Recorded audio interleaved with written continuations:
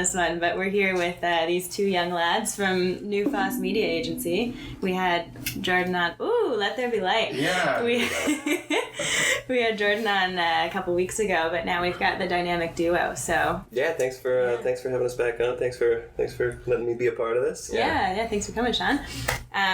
So let's chat. Nufás Media, Sean. This was kind of your baby that turned into something pretty cool. Do you want to tell about your story? Well, let's talk about who you are first. Okay. Let's not dive into the nitty gritties yet. Okay. Who are you? So I'm a guy from a country town originally. Yeah. And kind of grew up there. My dad was a chimney sweep and that kind of stuff. So we ended up moving into the big city because of work for him and that kind of stuff. So at 15 years old, he had me coming out and doing all sorts of brickwork and labor and that kind of stuff. And then about, I don't know, I guess 2 years ago, I decided to kind of start my own business, kind of my own branch of, masonry and chimney sweeping and that kind of stuff, just to sort of legitimize and see if I can kind of automate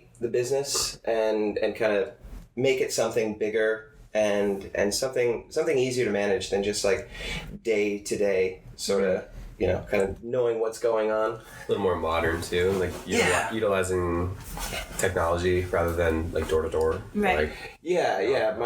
My dad did, he did a fantastic job, sort of advertising and going door to door. But as times change, you show up on somebody's door and get out of here. Yeah, that's do you have an Amazon package for me or what? Get out of here. Yeah. They peek through their little Nest camera and they leave you. Yeah. So I figured I'd learn a bit about digital marketing. Digital doors. Yeah, exactly. Yeah. So I went through, I don't know, 400 hours of audiobooks, 60 other books, and all sorts of courses online, from Coursera and Udemy, and then decided to make Stirling Chimney Services, and which has been awesome. And then from that, I love the whole building of the business so much, and that's what I found the most joy in. I decided to okay, well, why don't I make a business where I can, help people do this, and if I can help them do what they want to do, then that would feel really good. That's huge for people, right? Yeah, you're getting people into their place in life and helping them along, right? It's important. Yeah. And are you relocating to Peterborough now? Or you just moved here? Yeah, we are as of today. Ooh. Fully set up. We got a wardrobe today in our apartment. That's the final piece of the puzzle. Yeah. All the clothes are gonna be put away. They're all thrown about. I haven't even been over there since you guys moved over. Well, since I helped you move. Actually. I've not even seen it. I don't know where you live. That's cool. And is your business also relocating to Peterborough? Or? Yeah. We just got an office space. I guess the address is 144. 144 Under Street West, lower. Right. So the upper is Kit Coffee. Helen was one of our clients there, and we did her website. So Kit Coffee PTBO, I believe it is. .com. So you can go check that out and see a little bit of our work. We did a couple of different things for Helen. As we said, the website, we did fully top to bottom website for her.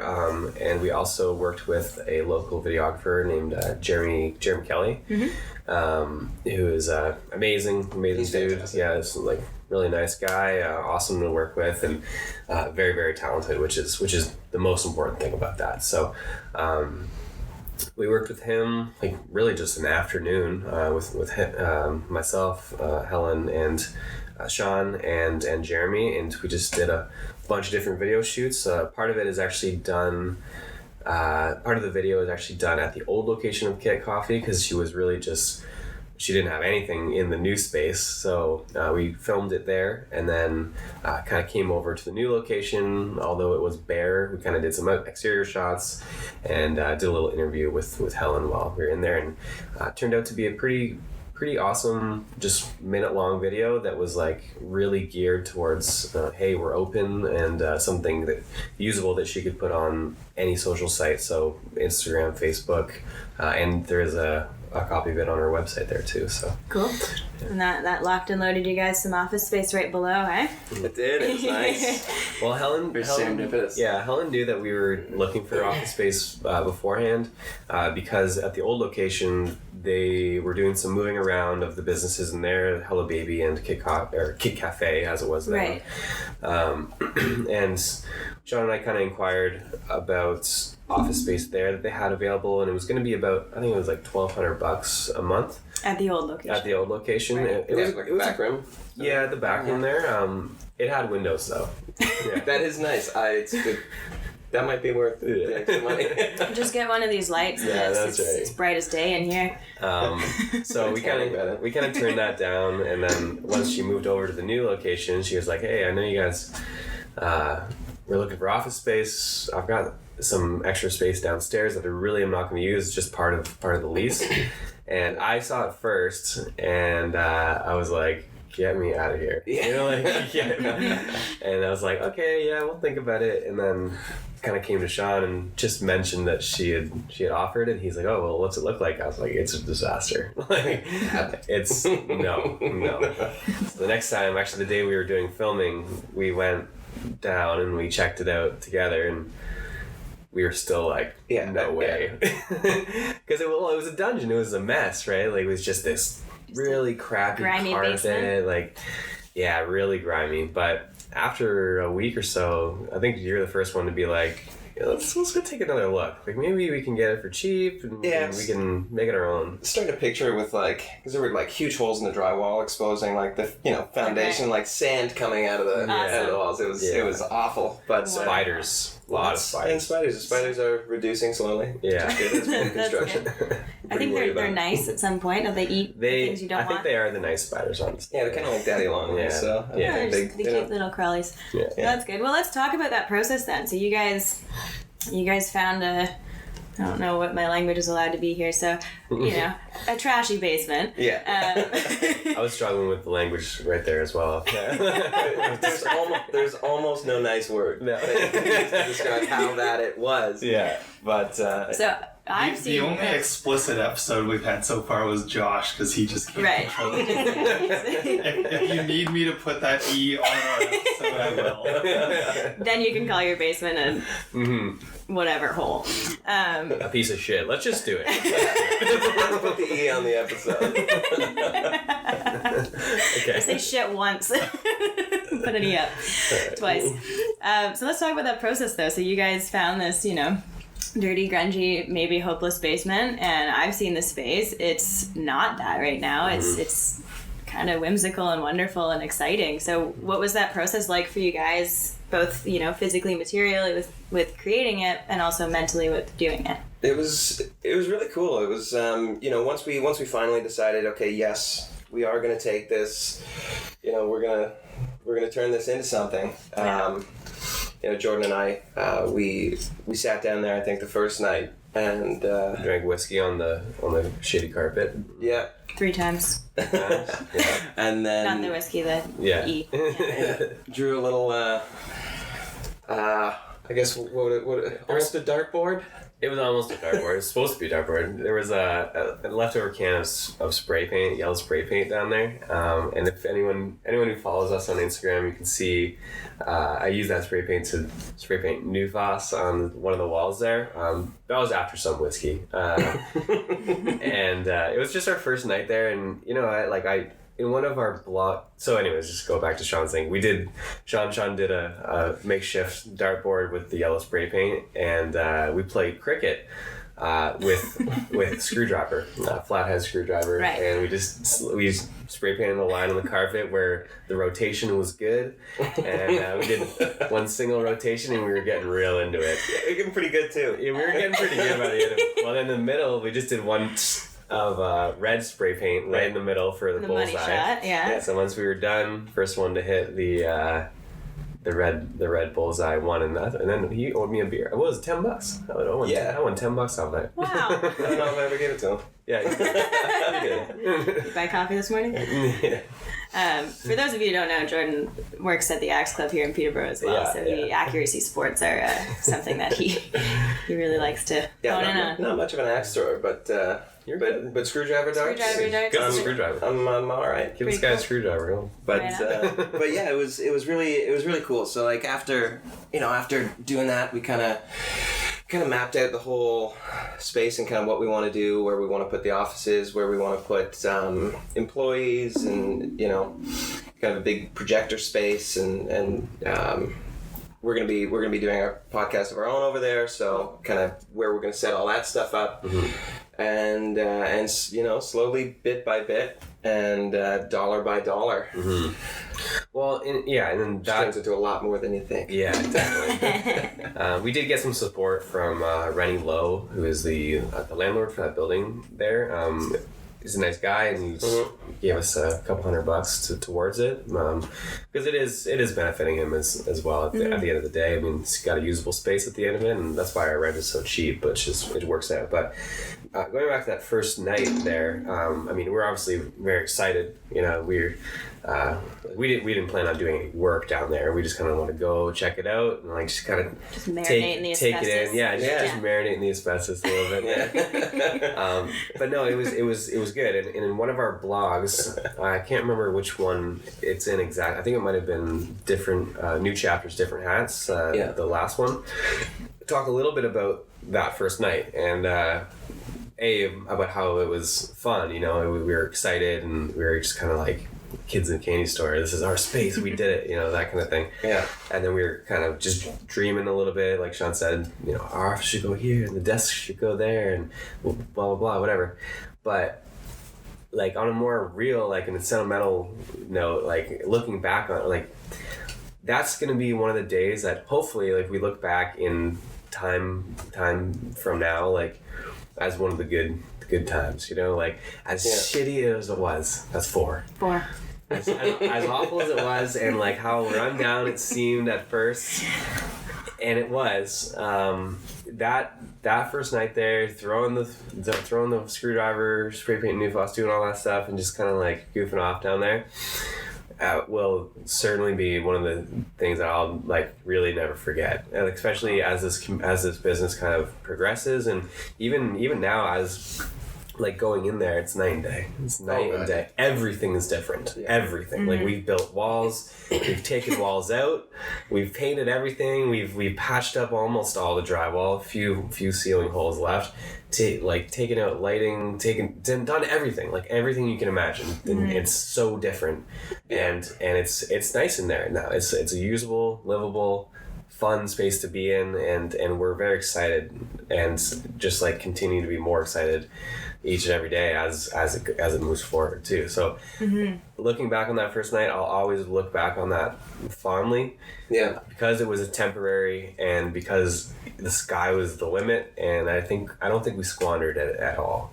Also, what's really cool about it on an emotional level, it feels really, really, really good. Kind of getting in your own space. It's like it was the first official Nufás space. Everything else was done out of off our couches. Yeah. Right. So it's like it's kind of like you're officially your own boss. Yeah. Right. And like this. You've made it. You're the king of your domain. Right? Like it's and we're not quite done yet. Like we've got maybe. I don't know, like it's just a matter of cleaning things up and just like finishing touches at this point. But at this point you can go in and you can sit down, you can work, and it's good. But like I'm still just dreaming of the day when like all the tools are done or out of there, like the floor is clean of any like dust from the constant sanding of drywall and like all this stuff, and you just got your bag and unlock the door, go in, drop your coffee down, and just get to work, and like you don't have to think of anything else, right? It's very soon. It's very close on that, but that's what I keep looking forward to and everything. So yeah, I think it's neat to kind of just reflect on what you guys do. And I don't know if we even said that at the beginning of the podcast, what Nufás Media is. I know we touched on it on yours. Yeah.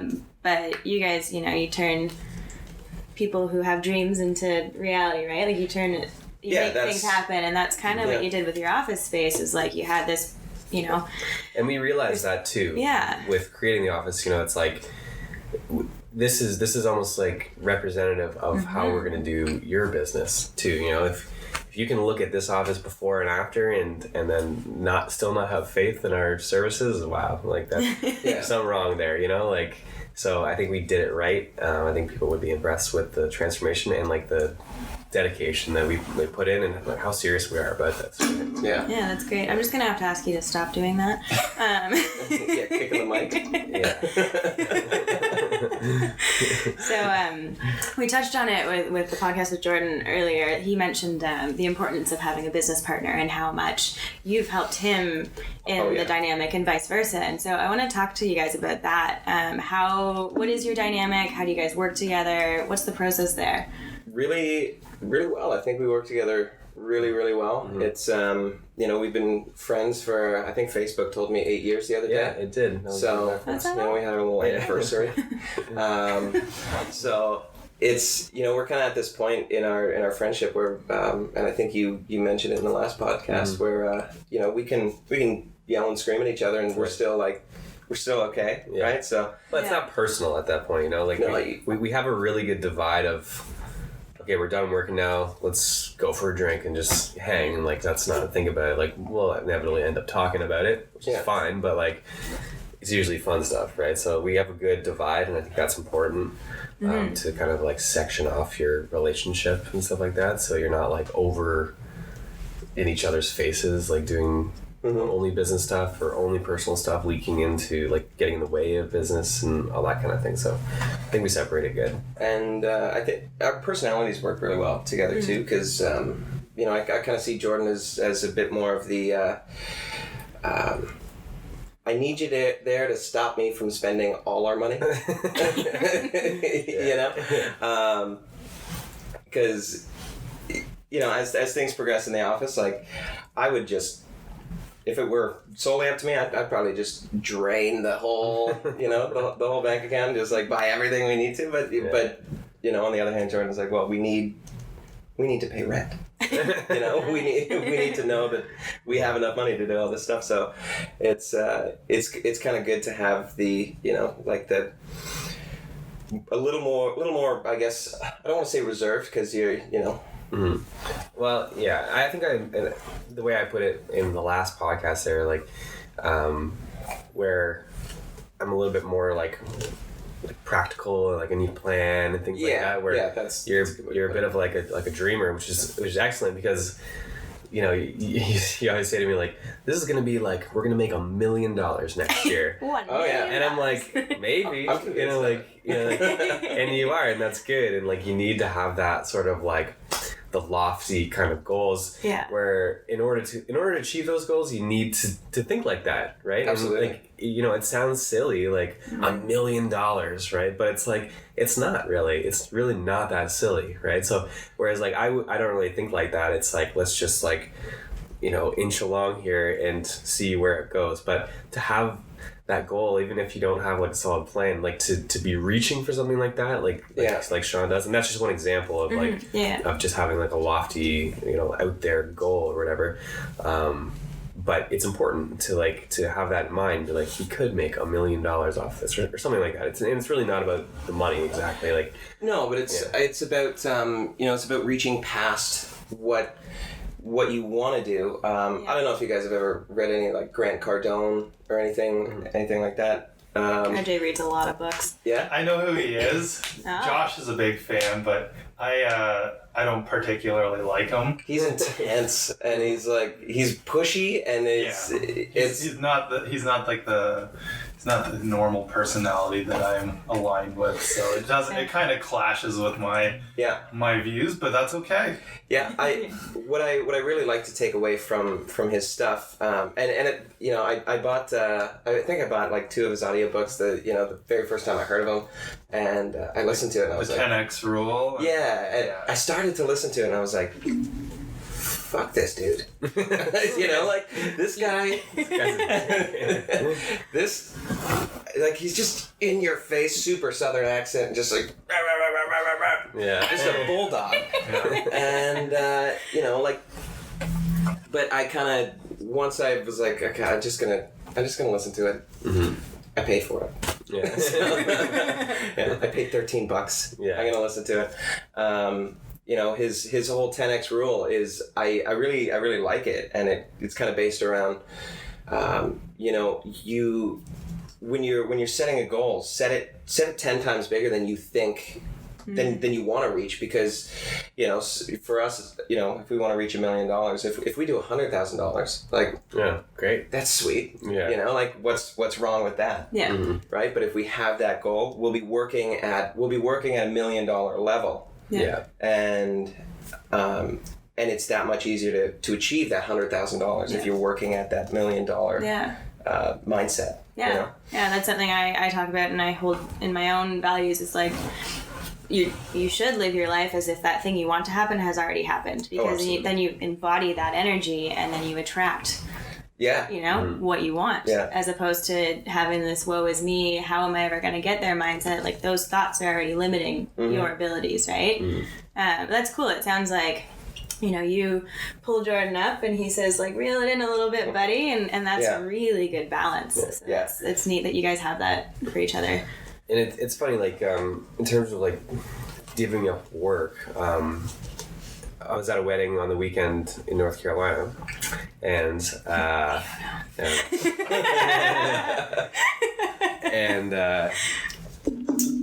somebody was talking to me, and, like, inevitably we got on the topic of, what do you do, Yeah. So I was saying, like, I'm part owner of a multimedia company back in Canada, and I have a partner and all this stuff, and we started chatting about it, and the subject of, like basically the question you just asked, like, how do you guys work together, basically, because the person I was talking to had a business before, and he also had a partner. I think they had like leather workers and things like they made like wallets and belts and things like that, but he was saying that his partner was like really invested in it and really gung-ho about the whole thing, and like it was kind of his idea, and the guy I was talking to, he was like, yeah, after a while, like, I just realized he was way more into it, and like it just wasn't me, so like I had to drop out. I felt bad because like he was really invested in everything, but he's like, it wasn't me. And he's like, so that got on the topic of like, how do you work together with your partner? So we were talking about it, and he was like, do you think you guys work equally, like the same amount of work? I was like, I don't know really, like, and I never even really thought about it. And he's like, do you think that you work more than he does? And I was just like thinking about it, and I was like, I don't know. I like no, like so you might see a business break for the first time on the podcast. That fight they talk about, they have rips off the mic. I'm out of here. No, but like I ended up answering like, no, I don't think I do more work, and it actually doesn't matter, because the work that Sean does, I can't do, and the work that I do, Sean can't do, really. And so it's not really about like who does more work. It's I can't do this without him, and he can't do this without me, and it's like it's a good partnership. And so you don't really think about, oh, I did this amount of work, or and like, what are you doing, or whatever. Like it's not about the hours put in, it's about the value of the work that you do put in, right? So I don't really think about it as time based, really, and that's kind of like what we like the philosophy behind being our own bosses. We're not staunch like, be here at 9 o'clock, be here at 9. You can't leave until 5 o'clock, right? That is the antithesis of this business, right? Like we do not subscribe to that, and that's exactly what we're kind of like working so hard to avoid, right? I mean, we do put in the hours like that are necessary, but we're not like, scrolling through Facebook for an hour and a half, like waiting for it to be 5 o'clock and the friggin' whistle to blow. No way, if you got something to do, go do it. That's fun, go for a walk midday, go to the gym, go for a swim, whatever you want to do, like just get your work done, and that's fine. Like, so it's really not. So that was how I answered that question, and he was like, that's a very politically correct answer, and I was like, it's not about being politically correct. It's just about the way it is, right? So that's how I look at it. Shows you guys aren't in in competition with each other, right? And you shouldn't be. It sounds like maybe that guy was a little bit in competition with his partner.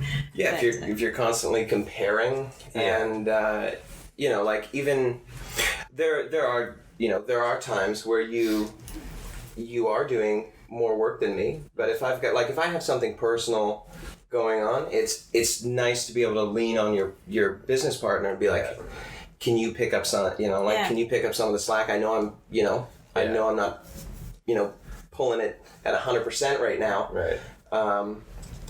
So then you're there to do that. I'm there to do that for you. Mm-hmm. It's. And that goes back to like the relationship that we have like prior, like, like you said, we've been friends for years, and we do have like that kind of divide. So it's not like, Sean and I feel comfortable like come to each other and be like, hey, listen, this is what's going on. Mm-hmm. I need a couple days here. Like, and it's just like, it's no problem. Just like, go ahead and just work yourself out. And the last thing I want to do as like a business partner, business partner and a friend, I guess, is to put like the added pressure on whatever situation is happening over here, to be like, no, you have to come into the office, you got to do this, and because it's not productive, right? I mean, there's no sense to like double the stress for no reason. Just take the time that you need, and that's what this is about, right? So it's like, cool. It works like that. Yeah, that's good. I've just kind of jumping on some of your points there, Jordan. I've read a lot of studies in psychology on like work ethic and performance and job satisfaction and all this stuff, and I think Google implements this now in their offices, and I know Google's controversial, but anyway. The idea that like you work from X hour to X hour is kind of going out the window, because you're not necessarily productive based on how many hours you actually work, and if it's between 9 and 5, because some people's brains work at different hours. Like I know Jordan works late. You're a bit better in the mornings. from what I've seen, you wake up early, but you guys don't like working, at certain hours, and so why wouldn't you optimize your productivity? Why wouldn't you optimize your brain and your capacities to make your business successful? For sure. Like I find my optimal working hours are from like almost like both 10 to 2s, right? Like 10 in the morning to 2 in the afternoon, I get a lot of work done, and I think that's in part due to like I try not to eat like breakfast and lunch while I'm working. It's just kind of something I picked up from my dad while doing construction and stuff, and you just like you focus a lot more, then you can really dive in, and then there's that the other 10 and 2 at night.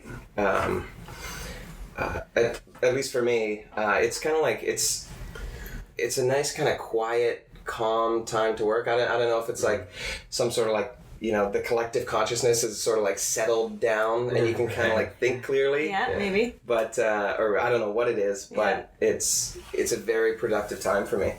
Cool.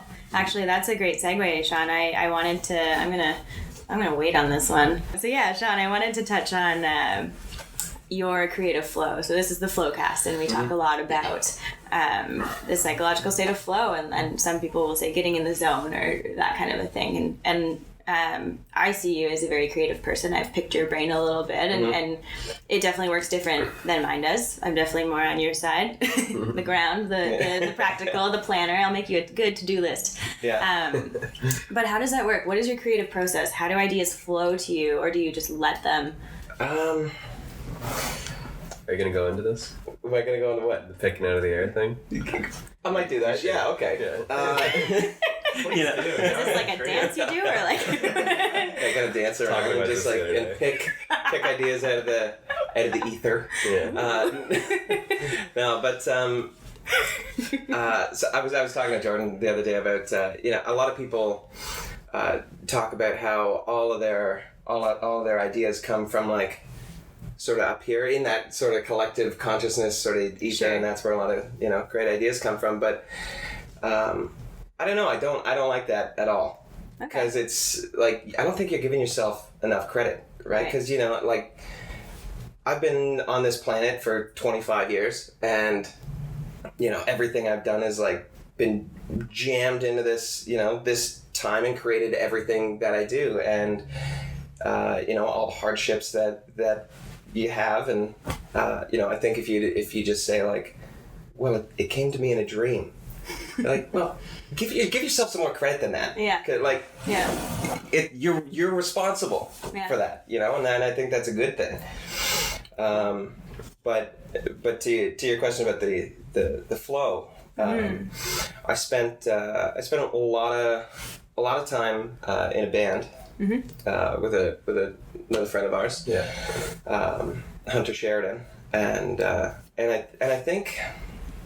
think a lot of the creative flow kind of comes once you do something enough, and once like it, in terms of like marketing and media and like business ideas and that kind of stuff, like it was hard at first, and so was music, right? But once you do something enough, it's almost like muscle memory, and I won't attribute it to the ether, but I'll attribute it to my muscle memory, right? Like I know if I just let my body kind of you just let it go, cool. And you kind of step back and you kind of get rid of those inhibitions, and like.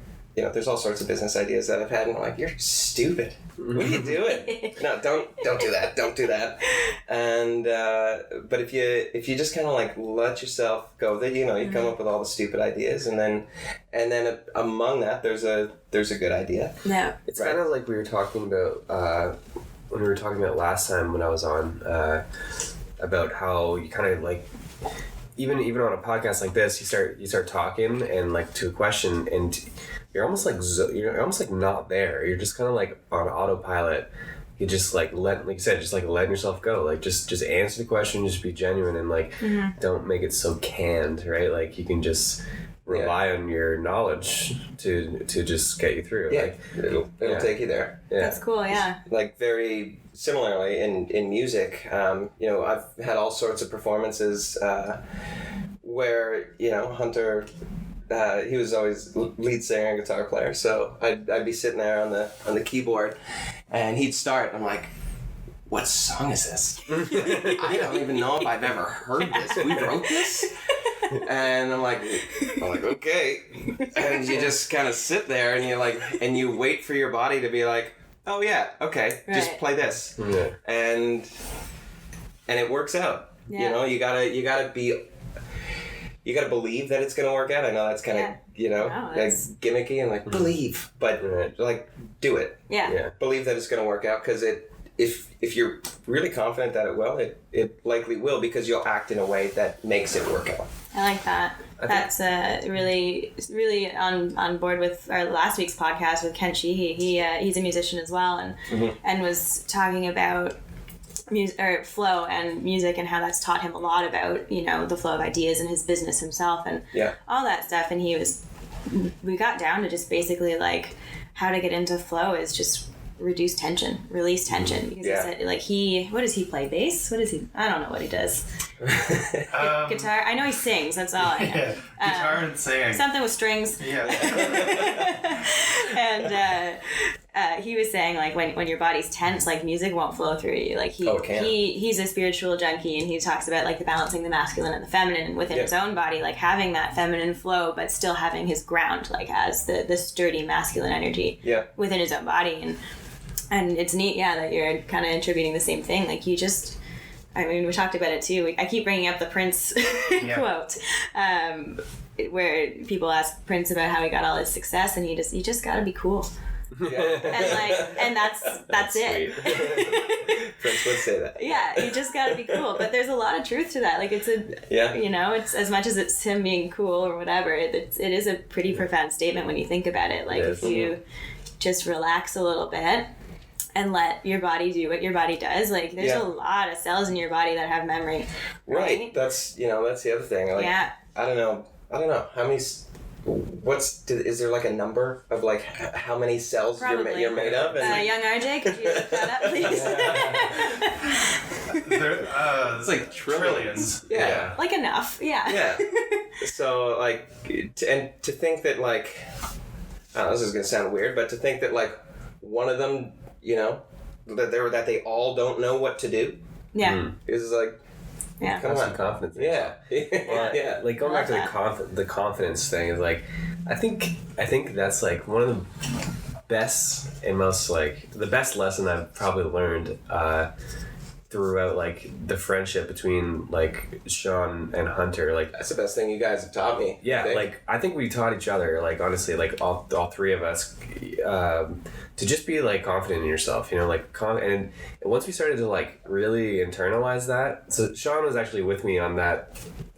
Sean and Hunter were with me on that longboard that we were chatting about last time. So. And just to have terrifying to have the confidence to do it is okay. How do I? Just like our friendship has really been based around just be confident. You're like you can do it. You know, like and no matter really what it is, even if you're scared to do it. If someone else is scared to do it, we're gonna be like, come on, you can do it. And we kind of like egg each other on so that we, even if I'm terrified to do it, but Sean vocalizes that, I'm gonna be like, come on, like, you're scared? What? You know, like, and we kind of just like get each other to do it, right? But the point is like, just, you have to be confident. If you're gonna do it, you have to be confident. Mm-hmm. It's something that my grandfather always told me too. Like, he said, like, you know, that confidence basically is key to life. You know, if you're gonna do something, you have to be confident about it. It's like any sport really, or like, you know, you watch a fail video, 9 times out of 10, they're like trying to do something and they fail at it or whatever happens. 9 times out of 10, it's because they cop it at the last second. You can see it. They like face, you know, they're about to go off a jump or whatever, and then like the last second they like pull back or something like that, and they mess it up because of that. Where if they had just committed and just like done it, they probably would have done it. You know, they probably would have succeeded in doing it. But they like the rope swing, the last second they like hold on too long and they like smash back into the cliff or whatever it is. Like it's that is certainly the biggest lesson that I've learned throughout like that friendship, and it's very important. It's really shaped my life around that, because before that I feel like I was fairly confident still, but I just never really employed it as much as I do now, and it's just like part of my life at this point, right? Cool. That's something I listened to an Impact Theory podcast with Tom Bilyeu, and he was saying just like success in his business has really been based around him learning how to protect his confidence. And so not putting himself in positions where his confidence might be squandered. And that doesn't mean like, you know, keeping yourself in a box, but it's like, is there someone who's like constantly bringing you down? Maybe they gotta go. Is there, you know, maybe it's you. Right? Like, and maybe your mindset, you need to get rid of those limiting beliefs. You know, all these things, like how can you keep yourself elevated so that you can move forward. And that is important, like doing things that, you know, sometimes scare you or whatever, but having the confidence to actually just do it anyways. And then most of the time, in my experience, it'll work out, you know, like you'll figure it out, especially if it's absolutely necessary. And I think that's really helped us in this business because, you know, and like, so I don't think it's up yet, but I wrote a newest blog post for the Nufás Media website, and it's called "You Don't Know Everything." Okay, and basically what I go through in that episode, I talk a little bit about my time at the radio station and my show Electric Entrepreneurs. And how at first I would have like this long list of questions, you know, like tons and tons of questions. But I found that from my first couple episodes, because it's live radio, and you know, you want to be prepared, you want to be responsible. You know, dead silence on live radio, it's not like a podcast. You can edit out any awkward silences or like a topic that doesn't go over well or whatever. It's live and it's coming at you, right? So you need to be prepared with that. But I found like after my first couple episodes, I wouldn't even go past the first question. Like I would ask the first question, and then within that the answer, I would pick out 4 or 5 things that like I wanted to know more about. So I wouldn't even come back to the rest of the questions because they just didn't seem relevant. And go through the full hour and talk about whatever else. And I was trying to think about like why this was, and it was the fact that I don't know everything about this person's business. I know a little bit. I booked them and I brought them on, so I have an idea of what they're about, but it almost came off, as I was thinking about it after, it's like, almost came off as arrogant to make all those questions before, right? Because it's like, why did I think I knew exactly what to ask this person without really knowing the inner workings of their business, right? And I kind of ditched it, and it came down to like, I'll come in with 4 questions, and I'll come in with 3, 2, no questions at all, right? And it always worked out because, you know, well, A, people love talking about themselves, you know, that's always the easy one. But secondly, like, you just pull things out, and understanding that I didn't know everything about this person's business really upped the quality of the show, because the people who are listening really don't know anything about the business. Sometimes they've never even heard of this person, right? So I wanted to be responsible and ask the questions that I think someone at home would be like, oh, I wonder how they did that, you know, like, and ask, because if I knew way too much about their business already, I might take it as a given, you know, that like someone already knew that or something, and move on to something a little bit deeper and lose the audience, right? So I wanted to embrace my ignorance, sort of thing. And that's kind of what we do at Nufás, right? So we don't know how to do everything, right? But we're very confident in figuring it out, you know, like between the knowledge of Sean and I, and like, you know, our backgrounds, and, you know, you have a lot of experience with your like marketing and things like that, and just like creating a business from scratch as it is with Stirling. And then with me, like, it's the writing side of it, and it's just like, can you do this? I'm like, yeah, I could probably figure that out, you know? At the time you're like, yeah, no problem, I got it, no problem. And then you go back to your office, and sometimes you're like, holy crap, like all right, let's figure out how to do this, you know? But it always works out, you know, and it's fun, like, it's a fun challenge. Which brings me to like some of the guests, when they would come on, they'd be like, oh, do you have a questions sheet? And I remember one guy, he came on and like, he's like, do you have a list of questions? And I was like, I don't have any questions. He's like, you have no questions? This is like live. It's an hour show. I was like, yeah, you're right. All right, we're live. Welcome to Let's Go. Whereas so some people would find that really like anxiety, you know, like heightened anxiety over that, which I understand. Like, they don't know me really, and they don't know like if it's going to be successful. And it always worked out. It was never an issue. Some people were high anxiety about that, whereas other people were like, okay, let's do it. Let's try it out here. Yeah. So like, you know, I could see that little sparkle in their eye. They were like almost like ready for the challenge of like, what's going to happen here? Like, let's that's what I love about this. You never know. And I choose to believe that those people went on to be successful in their businesses. Honestly, like, I don't know where all of them ended up, but like, I choose to believe that those people who were, okay, let's give it a go, you know, like excited to get in and like for a little bit of a challenge. I choose to believe that those people were probably more successful than the people who were high anxiety about it, right?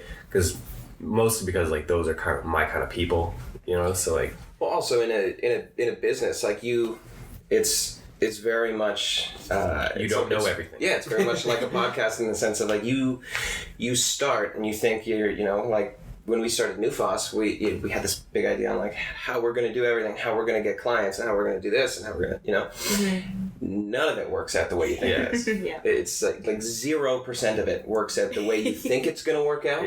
And you adapt to that, right? Like it's all about being able to adapt and go with the flow. Hey.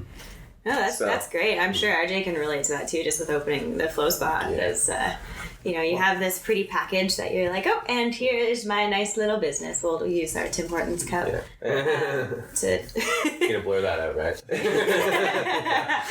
But I've been listening a lot to business podcasts and people are just giving advice, and every single person who says like, you know, the one thing I wish I would have told myself when I was starting my business is you gotta go with the flow. Like, you never know what's gonna come up, and you need to be open to change. You need to be open to diverting from that path, and that's when things happen. If you don't, your business will die so fast. Yeah.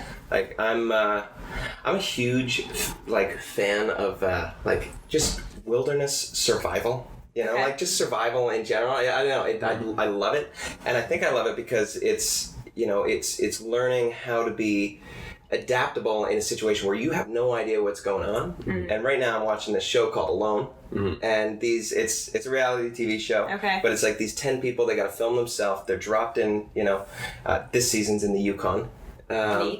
So they're dropped into the Yukon, and then they have to figure out how to produce, and it's very much like a business in the sense of like these 10 people are producers. They need to figure out how to make the land produce what they need to survive, or they'll be pulled off the show.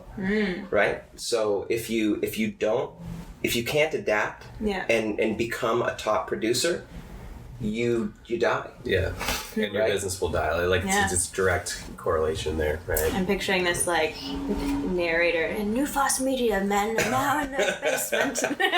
We're like rubbing sticks together. Come on! Gotta keep the lights on. But let's talk. This has been a really inspiring conversation. Just hearing your values come out. And I don't know if you guys have even set this out or not, but like, what are your business pillars? Like, I'm hearing a lot of confidence and maybe curiosity and dreaming, but also like groundedness and trust. Like, what keeps your business going? What's the core values there? Well, I think all those things that you said like really are cohesive. You know, like being confident and like being adaptable and like just standing your ground, being like having integrity on stand behind your work too. You know, I mean.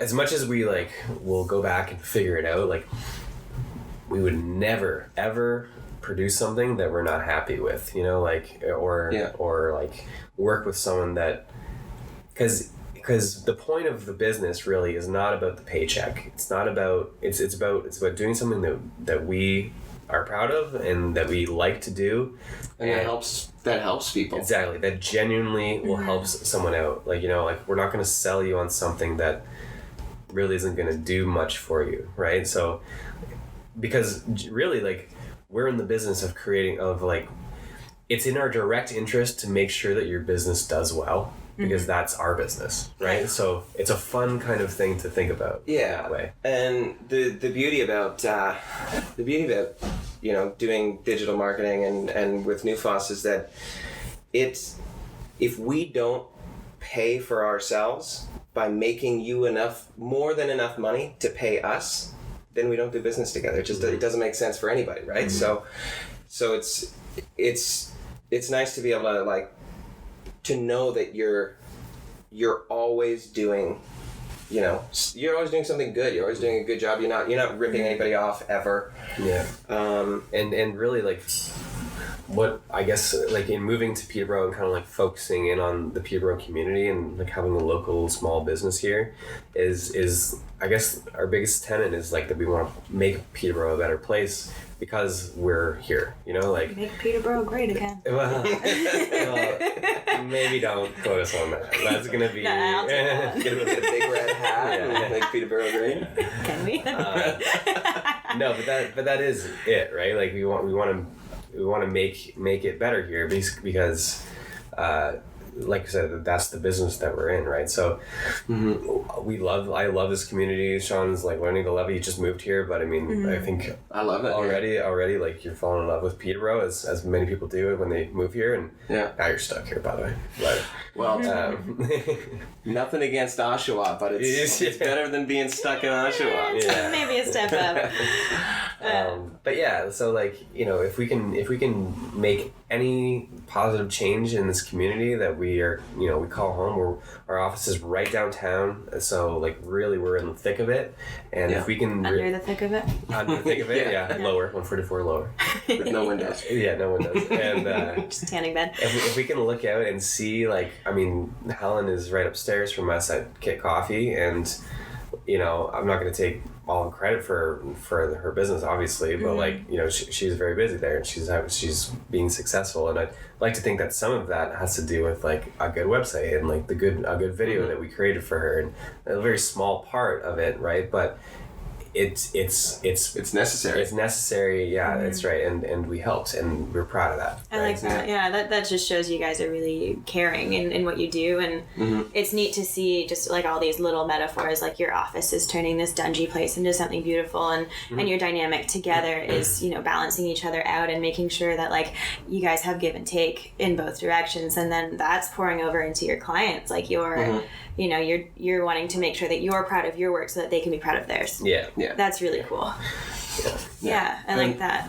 Back to the you know, pillars and values. I think for me, and I'm sure it's the same for you, maybe the driving force in Nufás Media is kind of about freedom, right? Like if you kind of really step back, it's about freedom. So for us, it's about freedom of choice, and like, for what kind of lifestyle do you want to live? Mm-hmm. Like we don't want boss, right? We don't want somebody to tell us when to come into work.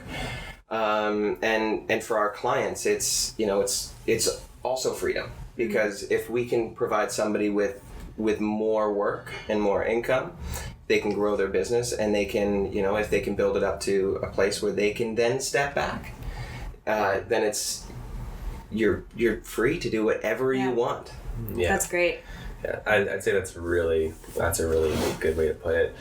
Just in one word, it is about freedom, and freedom is also like, we're building our business to make sure that we are able to like do what we want and like, follow the dream that we kind of have in our heads. Mm-hmm. But it's the exact same thing with all of our clients. Like we're trying to build the dream that they have in their heads, and build their business. Because really, like, if you're not passionate about your business, I mean, you should think of something else for sure. But if you are, we want to do all we can to make sure that you're able to achieve it, which is kind of what it is. Like we're like a media brokerage, we like to call ourselves, Sweet. So if you need anything done, video, content creation, a website, social media management, just setting up your social media, something that you like would take you a long time to do, it would take us not that long, and like free up your time to be the face of your business and really build it like on the ground, and we can kind of work on whatever you need up in the cloud here. Cool. Up in the ethers. Yes. Yeah. Cool. I think so. We gotta get wrapping up here because things are starting to open up and get cracking here at FlowSpot. But I wanted to just pass it off to RJ. Do you have any further questions? Or you're pretty content? No, I'm pretty content. All right, great. And that was a really great, send off of, if you guys want a little bit of freedom, you can hit up Nufás Media Agency. Yeah. So make Peterborough great again. Make Peterborough great again. We're not putting that on the list. So where can we find you guys? What do you guys do for your socials, all that stuff? Well, we got our website is a good way to kind of first contact us. So it's www.nufasmedia.com. That's NUFAS.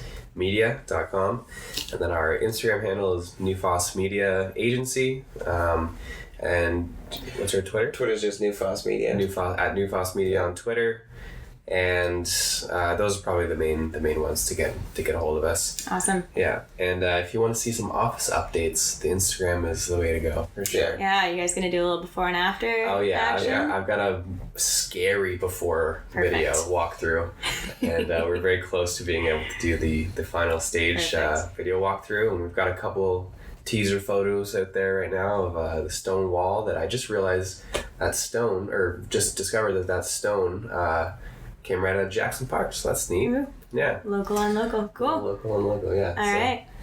Well, thanks for coming on today, guys. Thanks for joining us, Sean. That was awesome. Thanks for having us. I appreciate that again. And and we'll see you I'll be back in a couple weeks, probably. It's our bi-weekly guest. You are the first repeat guest. So that is something to be proud of. There you go.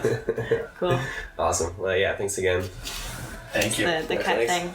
Jordan likes a strong finish, so. Cut. Hey everyone, thank you so much for listening or watching this episode of the FlowCast. If you like listening to this podcast, be sure to leave us a review and a 5-star rating on Apple Podcasts. It helps to spread out the awareness and let other people know about the podcast. And if you're watching on YouTube, hit that like button and subscribe. And if you want to be notified when these episodes come out each week, you can also hit the bell beside the subscribe button, and you'll be notified right away whenever a new episode of the FlowCast is launched. We love to hear from you about whatever topics you want us to cover on the FlowCast, so send us your questions. You can either find us through YouTube or Instagram, whatever's easiest for you, and that way you can send your questions in and we'll be happy to answer them on the show. And of course, as always, thank you for watching, and we'll talk to you again next time.